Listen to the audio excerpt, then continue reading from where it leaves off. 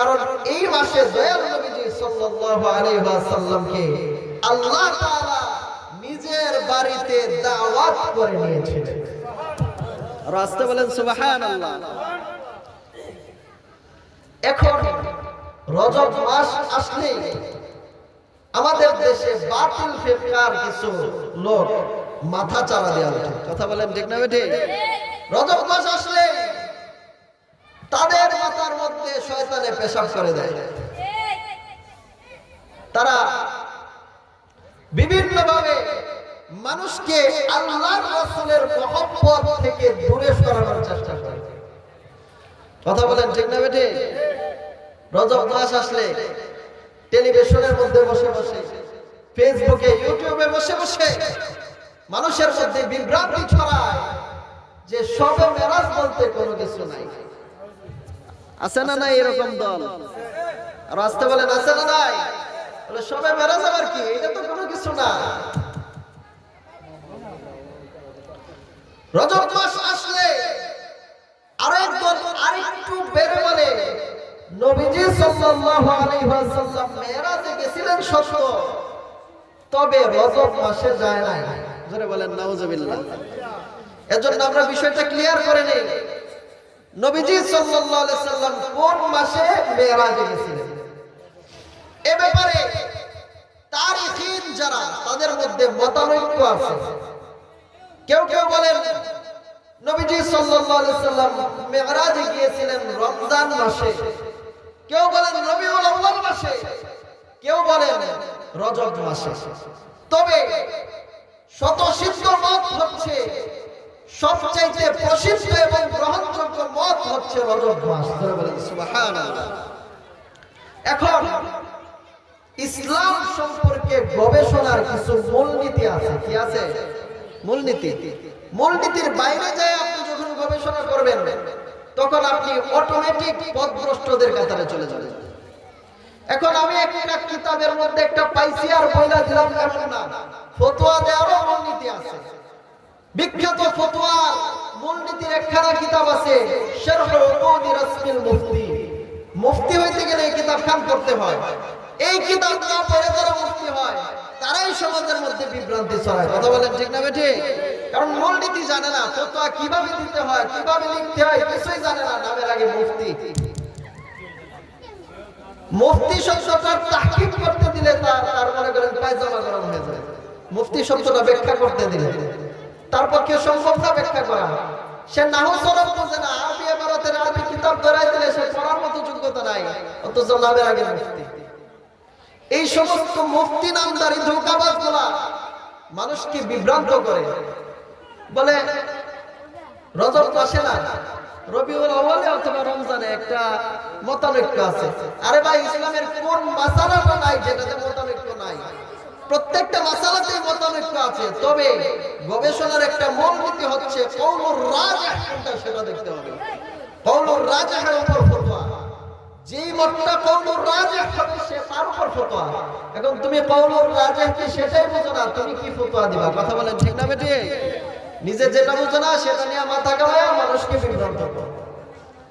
এখন কওলুর রাজিহ হচ্ছে আমার নূর নবীজি মুহাম্মদ সাল্লাল্লাহু আলাইহি ওয়াসাল্লাম আজ থেকে ১৫০০ বছর আগে নবুয়তের 11তম বছর, কততম বছর? 11তম বছর রজব মাসের ২৭ তারিখ দিবাগত রাতে নবীজি সাল্লাল্লাহু আলাইহি ওয়াসাল্লাম আল্লাহর আরশে আজিমে বেড়াতে যান। এই মতগুলো উল্লেখ করার পর, সবগুলো মত উল্লেখ করার পর ইমাম হাইসামি রাহমাতুল্লাহি আলাইহি তিনি লিখেছেন ওয়াহুয়াল আসাহু, আর এটাই হচ্ছে সর্বাধিক বিশুদ্ধ মত যে নবীজি সাল্লাল্লাহু আলাইহি ওয়াসাল্লাম রজব মাসের ২৭ তারিখ আল্লাহর দরবারে বেড়াতে যান। মেরাজে যান কত তারিখ? রজবের ২৭ তারিখ। আর ইমাম ইবনে কাসির রাহমাতুল্লাহি আলাইহি আল বিদায়া ওয়ান নিহায়া কিতাবের দ্বিতীয় খণ্ডের ৯৫ পৃষ্ঠার মধ্যে লিখেন, তিনি মতগুলো উল্লেখ করে তিনি স্পষ্ট ভাষায় লিখেছেন ওয়াহুয়াল আকওয়া, আর এটাই এটাই হচ্ছে সবচেয়ে শক্তিশালী মত। সুবহানাল্লাহ বলার দরকার নাই। তাহলে নবীজি সাল্লাল্লাহু আলাইহি সাল্লাম রজব মাসের 27 তারিখ আল্লাহর দরবারে যান, আল্লাহর দরবারে বেড়াতে যান, মেরাজে যান। এখন আরো কিছু পাগলের দল আছে, রজব মাস আসলে তারা বলতে থাকে নবীজি সাল্লাল্লাহু আলাইহি সাল্লাম মেরাজে গেছিল সত্য, তবে জাগ্রত অবস্থায় যান নাই, স্বপ্ন যোগে গেছে। জোরে বলেন নাউজুবিল্লাহ। আমরা বলি আহলে সুন্নাত ওয়াল জামাতের আকীদা হচ্ছে আমার দয়াল নবী নূর নবীজি মুহাম্মদ সাল্লাল্লাহু আলাইহি ওয়াসাল্লাম স্বপ্ন যুগে তো একাধিকবার শতবার আল্লাহর সঙ্গে দিদার হয়েছে, মুলাকাত হয়েছে, তবে রজব মাসের 27 তারিখে নবীজি সাল্লাল্লাহু আলাইহি ওয়াসাল্লাম সশরীরে জাগ্রত অবস্থায় আল্লাহর বাড়িতে বেড়াতে গিয়েছে। এখন দলিল কি? দলিল লাগবে না? আমরা বলি আহলে সুন্নাত ওয়াল জামাতের এমন কোন আমল নাই, এমন কোন আকীদা নাই যে আকীদার পক্ষে দলিল নাই। কথা বলেন ঠিক না বেঠে? আমরা দলিলে বিশ্বাসী, আমরা যুক্তিতে বিশ্বাসী না। কথা বলেন ঠিক না বেঠে? আকীদার বিখ্যাত কিতাব আকীদাতুত তাহাবী, কিতাবের নাম কি? আকীদাতুত তাহাবী। এই আকীদাতুত তাহাবীর মধ্যে ইমাম আবু জাফর তাহাবী রাহমাতুল্লাহি আলাইহি তিনি স্পষ্ট ভাষায় লিখেছেন যে আল মি'রাজ হাক্কুন, মেরাজ সত্য, মেরাজ সত্য। কেউ যদি মেরাজকে অস্বীকার করে তাহলে সে আহলে সুন্নাত ওয়াল জামাত হতে পারবে না। কেউ যদি মেরাজকে অস্বীকার করে যে মেরাজ আবার কি, মেরাজ মানি না, তাহলে সে আহলে সুন্নাত ওয়াল জামাত হতে পারবে? আহলে সুন্নাত ওয়াল জামাত তো হতে পারবে না, পাশাপাশি ঈমানদারও হতে পারবে না। কারণ মেরাজ এটা কোরআনের আয়াত দ্বারা সাব্যস্ত, হাদিস দ্বারা সাব্যস্ত, এমন হাদিস দ্বারা সাব্যস্ত যেই হাদিস 22 জন সাহাবী বর্ণনা করেছেন। আর আসতে বলেন সুবহানাল্লাহ। কয়জন সাহাবী? 22 জন সাহাবী। 22 জন সাহাবী যে হাদিস খানা বর্ণনা করেছেন সেটা মাশহুর হাদিস। কি হাদিস? মাশহুর হাদিস। এই হাদিস কেউ অস্বীকার করলে ঈমান থাকবে না। আর কোরআনের আয়াত অস্বীকারকারী তো আরো আগে কাফের। তাহলে কোথায় যাচ্ছেন আপনারা ভাই? এবার দেখেন ইমাম আবু জাফর তাহাবী রাহমাতুল্লাহি আলাইহি তিনি তাহাবী শরীফ আকীদাতুত তাহাবীর মধ্যে লিখেছেন আল মি'রাজ হাক্কুন, মি'রাজ সত্য। وقد أسري بالنبي صلى الله عليه وسلم وعرج بشخصه في اليقظة إلى السماء। আল্লাহ তাআলা দয়াল নবীজি নূর নবীজি আবার মুহাম্মদ সাল্লাল্লাহু আলাইহি ওয়াসাল্লামকে আজ থেকে 1500 বছর আগে সায়র করিয়েছেন, ভ্রমণ করিয়েছেন সশরীরে জাগ্রত অবস্থায়। বলেন সুবহানাল্লাহ। তিনি স্পষ্ট শব্দ লিখেছেন ফিল ইয়াকাযাতি ওয়া উরিজা বিশাখসিহি, সশরীরে, শাখসুন মানে শরীর, সশরীরে, ওয়া উরিজা বিশাখসিহি, সশরীরে, ফিল ইয়াকাযাতি, জাগ্রত অবস্থায়। সুতরাং এতটুকু আলোচনার দ্বারা আপনারা বুঝতে পারছেন নবীজি সাল্লাল্লাহু আলাইহি ওয়াসাল্লাম স্বপ্ন যোগে গেছিলেন মেরাজে। কি বলেন, স্বপ্ন যোগে নাকি জাগ্রত অবস্থায়? এটাই আহলে সুন্নাত ওয়াল জামাতের আকীদা। কেউ যদি বলে নবীজি সাল্লাল্লাহু আলাইহি সাল্লাম রজব মাসের 27 তারিখ সশরীরে জাগ্রত অবস্থায় মেরাজে যান নাই, ঘুমন্ত অবস্থায় স্বপ্ন যুগে গেছেন, তাহলে সে আহলে সুন্নাত ওয়াল জামাত হতে পারবে না। আহলে সুন্নাত ওয়াল জামাতের স্বতঃসিদ্ধ আকীদা নবীজি সাল্লাল্লাহু আলাইহি সাল্লাম সশরীরে জাগ্রত অবস্থায় মেরাজে গেছেন। তারপর আরো কিছু পাগল ছাগল আছে, তারা দেখবেন রজব মাস আসলেই ইউটিউব ও ফেসবুকে বলতে থাকে নবীজি সাল্লাল্লাহু আলাইহি সাল্লাম মেরাজে গেছিলেন সত্য। এরা আবার আরেকটু আগে বাইরে বলে মেরাজে গেছিলেন, জাগ্রত অবস্থায় গেছিলেন এটাও মানি, সশরীরে গেছিলেন এটাও মানি, তবে গিয়া আল্লাহকে দেখেন নাই। জোরে বলেন নাউজুবিল্লাহ। আমরা বলি নবীজি সাল্লাল্লাহু আলাইহি সাল্লাম যদি মেরাজে যান, 7 আসমান পাড়ি দিয়ে, ধুলো মুলক পাড়ি দিয়ে, সিদরাতুল মুনতাহা পাড়ি দিয়ে, লা মাকান লা জামান পাড়ি দিয়ে আরশে আজিমে যান, আল্লাহকেই না দেখেন তাহলে গেলেন কেন? কথা বলেন ঠিক না বেঠিক? যদি কি আল্লাহকেই না দেখেন তাহলে গেলেন কেন?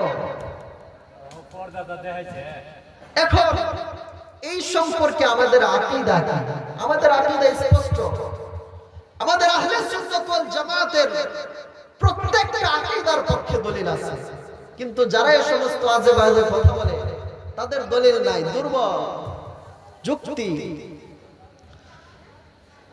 আহলে সুন্নাত ওয়াল জামাতের আকীদা হচ্ছে আল্লাহর নবী নূর নবীজি মুহাম্মদুর রাসূলুল্লাহ সাল্লাল্লাহু আলাইহি ওয়াসাল্লাম আজ থেকে ১৫০০ বছর আগে সশরীরে জাগ্রত অবস্থায় তো গিয়েছেনই, আল্লাহ তাআলাকে তার নিজের চক্ষু মুবারক দ্বারা দেখেছেন। এ সম্পর্কে দয়াল নবীজি সাল্লাল্লাহু আলাইহি ওয়াসাল্লাম বলেন, রাআইতু রাব্বি আযজা ওয়া জাল্লা।